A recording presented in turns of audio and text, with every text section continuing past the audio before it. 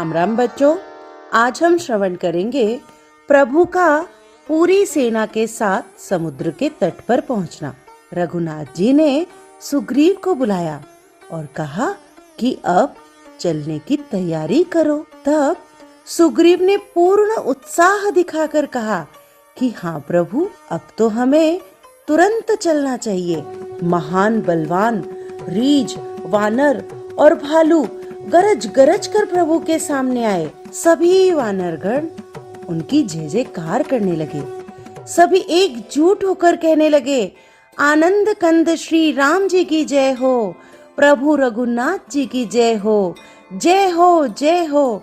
श्री राम जी ने कृपा पूर्वक उनकी ओर प्रेम भरी दृष्टि डाली। राम कृपा का बल पाकर मानो सभी वानर पंख वाले बड़े पर्वत ही हो गए थे और इस तरह अनेक अनेक सुंदर और शुभ शगुन होने लगे।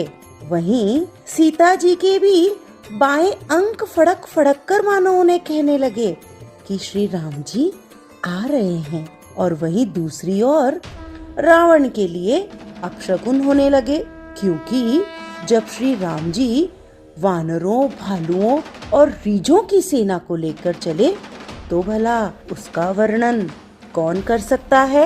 उनके तो चलने और गरजने से ही सारी दिशाओं के हाथी विचलित हो गए। पृथ्वी डोलने लगी, पर्वत चंचल होकर कांपने लगे और यहाँ तक समुद्र भी खलबला उठा। और इसी तरह श्री रामचंद्र जी की जय जयकार करके सभी वानरगण श्री राम जी के सहित समुद्र तट पर जा पहुँचे और जोर जोर से जयकारा लगाने लगे। प्रबल प्रताप कौशलनाथ श्री रामचंद्र जी की जय हो, हमारे प्रभु रघुनाथ जी की जय हो, जय हो, जय हो।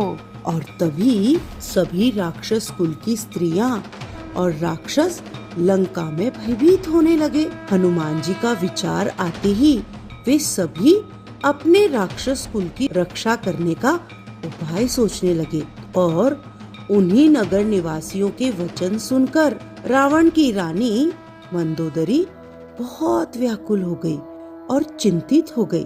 तभी उसने अपने पति से प्रार्थना की कि हे प्रियतम, तुम श्री राम जी से विरोध छोड़ दो, मेरा कहना मानो। स्वामी, यदि तुम अपना और अपने कुल का भला चाहते हो तो अपने मंत्रियों को बुलाकर श्री राम जी की पत्नी सीता को लौटा दो और उनके पास सकुशल भेज दो।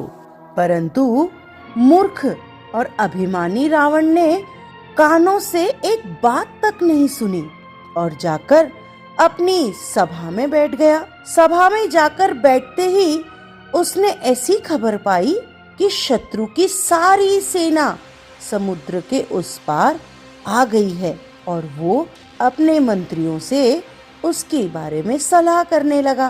तो सभी मंत्री झूठे अहंकार में आकर उसे बढ़ा चढ़ाकर कहने लगे कि महाराज, आपने देवताओं और राक्षसों को ही बिना परिश्रम के जीत लिया था, तो फिर ये मनुष्य और वानर किस गिनती में आते हैं। नारायण नारायण, नारायण नारायण।